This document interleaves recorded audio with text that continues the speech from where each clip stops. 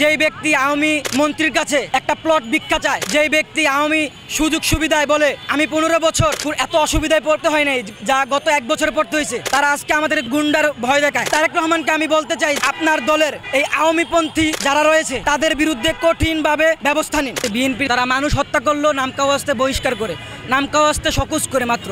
তাদের একটা front জুলাইকে on করে খুব বড় বড় কথা বলছে, আবার আরেকটা ফ্রন্ট তারা আওয়ামী লীগের ভোট টানার জন্য বারংবার তারা এই দ্বিচারিতা করে যাচ্ছে এবং আওয়ামীদেরকে সন্তুষ্ট করার মতো বক্তব্য দিয়ে যাচ্ছে।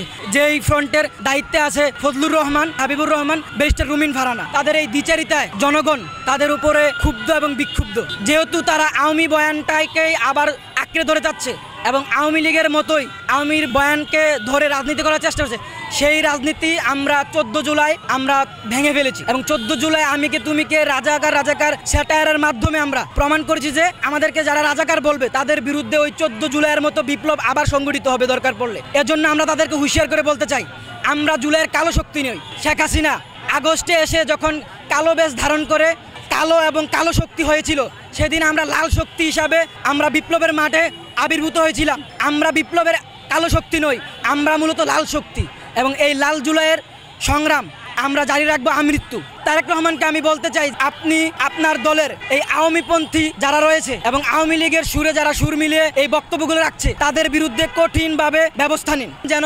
পরবর্তীতে অন্য কেউ এই সাহস না করতে পারে।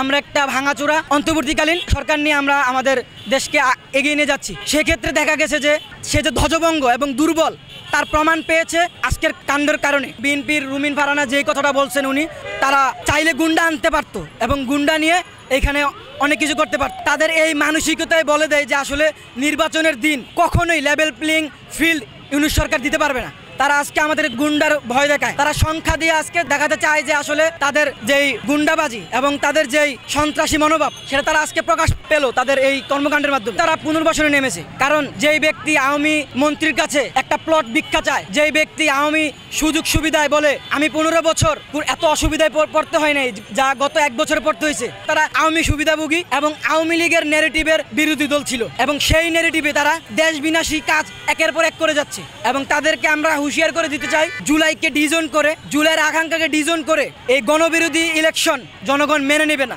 এবং আমরা ইউনিট সরকারকে বারংবার ভাবে বলতে চাই, যদি জুলাইয়ের আকাঙ্ক্ষা যদি বাস্তবায়ন না করা হয় তাহলে লেভেল প্লেইং ফিল্ড ইলেকশনের সময় থাকবে না। সেক্ষেত্রে আপনারা হুটহাট ইলেকশন দিয়ে দেশে অরাজকতা সৃষ্টি করার দায় মাথায় তুলে নেবেন না।